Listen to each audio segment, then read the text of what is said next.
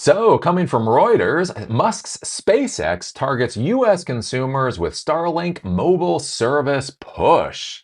So, this could get very interesting very quickly. So, basically, SpaceX has been providing satellite-based cell phone service for T-Mobile for a little while now, and it does look like SpaceX actually wants to get into the mobile phone game itself.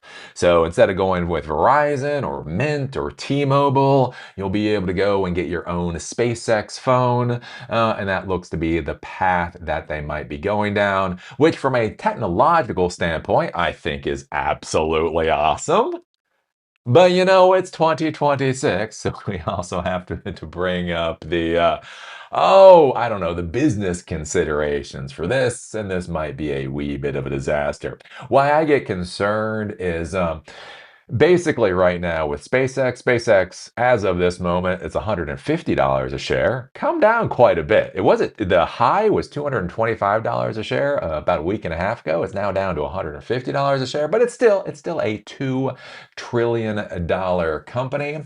But my concern with SpaceX is that Musk basically gets to control that entire company, right? He has super voting rights. So no matter how much equity you buy, and when I say that, I'm saying even if Warren Buffett bought $50 billion in stock, your vote still doesn't matter. And so what becomes interesting this with SpaceX is so SpaceX controls something like 90% of the US space launch capacity, right? They own an ISP with 10 million users. They have XAI, which, you know, he's trying to say this is going to become the ultimate AI that everybody is going to use theoretically, and now he wants to create the cell phone service that SpaceX itself will own. And one of my big concerns here is the whole concept of a single human being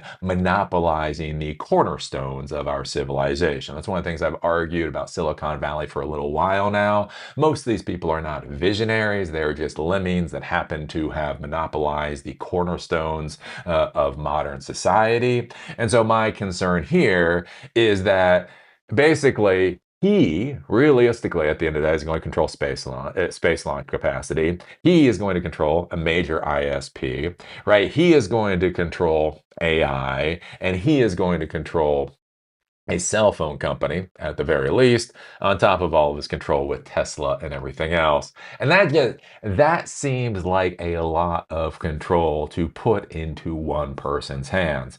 The other thing to be thinking about too with this is I did a video talking about Reid Hoffman, where basically with the whole XAI push, he was saying that that essentially SpaceX is not really an artificial intelligence company. And so he thinks that Elon Musk is going to try to do acquisitions in order to come up with a purpose. The concept being is what they have is not really worth a $2 trillion company, and so they're going to try to acquire themselves into relevance. And so one of the interesting things to be thinking about with this too is they have so much money came in. So with the IPO, they brought in $86 billion by selling a relatively small amount of the equity that they had. And so one of the concerns here is basically they will use their equity and they will use their cash to try to buy up things in order to get to relevance.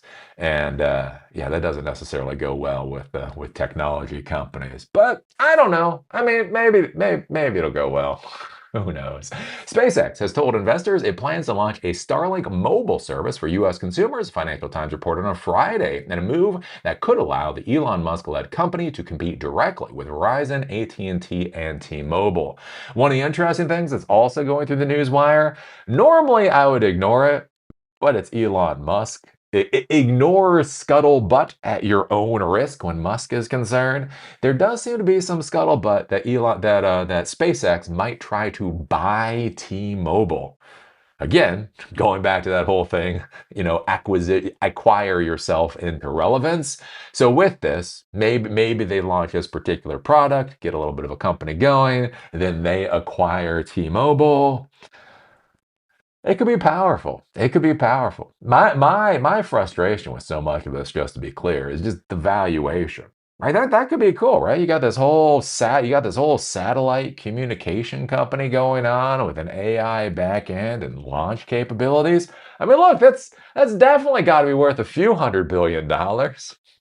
It's just, oh Lord, it's just not worth $2 trillion. But anywho, take a look at this. SpaceX already offers, and this is the interesting thing, already offers direct-to-cell connectivity with T-Mobile in the US, providing supplemental coverage from space to extend internet access to remote areas. So a lot of people don't realize this with these low orbit satellites that you actually already can do cell service with them, and so they've been providing cell service, I think, for a couple of years at this point, T-Mobile. SpaceX is now considering launching a Starlink retail product that could build its own terrestrial U.S. mobile network. President Gwynne Shotwell told investors during a recent IPO roadshow. In September last year, SpaceX bought wireless spectrum licenses from EchoStar for its Starlink satellite network for about $17 billion, and then again for $2.6 billion in November, giving it the ability to quickly create a strong and affordable direct-to-cell service by using EchoStar's wireless airwaves. So they've already purchased the spectrum in order to do this. They're already actually providing a service like this to T-Mobile. So this is kind of one of those things that it makes complete sense that they would try to launch their own particular service. How well it goes? Probably pretty well. I mean, would I buy Starlink telephone service? You know, probably. I think about this, right? I travel around a lot. Got to do a marathon, hopefully in Montana. There's a marathon, so I'm training to do a marathon. I just ran 15 miles. My second 15-mile run I just did on Wednesday. Anyways, in August, there's a marathon in Montana that's 1,200 feet of downhill. I'm all excited about that. It's like, look, if I'm gonna run 26 miles, I will accept 1,200 feet of downhill during that. But that's the thing. I do a lot of this travel in weird places and that type of deal. And so again, when we talk about things like branding of the company, one of the things I've argued before is with Grok. I have no idea what that brand value actually is. When I think about Grok as an AI product, I think of attractive young woman and stick figure drawing and basically saying, put this young woman in this particular position. As I've argued many times before, in order to do that, it is, yes, technically impressive that you can do it. But I mean, from business branding, that's probably not the best branding for artificial intelligence. Oh, what can your AI do? Oh, we can create non-consensual images of young women. So yeah, I mean that's technically pretty cool, but again, branding is a little curious. One of the interesting things though for Starlink, if you want to think about branding, think about a company that literally can say, our phones work anywhere. If you travel for any reason, if you go into the mountains, if you are ever in a place where there might not be cell phone service, we are the one company that will always keep you connected. And here's a big thing to be thinking about with business, because there's a lot of people out there that have opinions about Elon Musk. Some people have opinions about Elon Musk because of his politics. Some people have opinions about Elon Musk because, SpaceX is worth $2 trillion, and that seems a bit ridiculous. But anyways, here's the deal. Whatever your opinion is about Elon Musk, if you're sitting there and you're looking at a Verizon phone that will work in a lot of places, I like Verizon. You're looking at a Mint Mobile phone that is really inexpensive, or you're looking at Starlink that works anywhere, right? You may despise Elon Musk with a passion. But if you're going out to ranches, if you're going out off the beaten track and you need your phone to work, or you need your kids' phone to work, even if you hate Elon Musk, you're still gonna buy that product. So I think from a product standpoint, this is a no-brainer. The question will probably come down to price point and all that kind of stuff. That's where it all gets a little bit wiggly with this kind of thing. But I think from a product standpoint, I think it makes a lot of sense. Again, for Starlink, I think this could be great. I think this could be great. Um, my big concern here is Elon Musk is going to own all the cornerstones.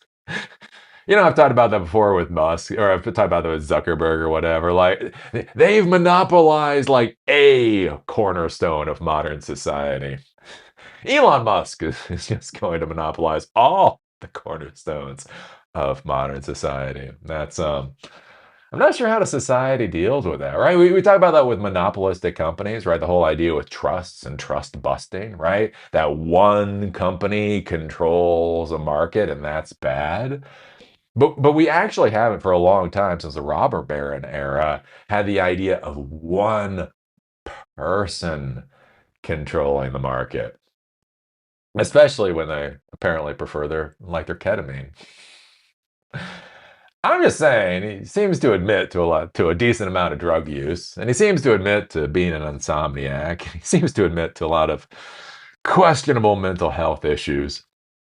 But anyways, I guess we're going to get an interesting product out of it. So what do you think about this? What do you think about SpaceX offering a terrestrial telephone service from satellites? What do you think about that branding? Basically, you buy a mobile phone, you are always connected.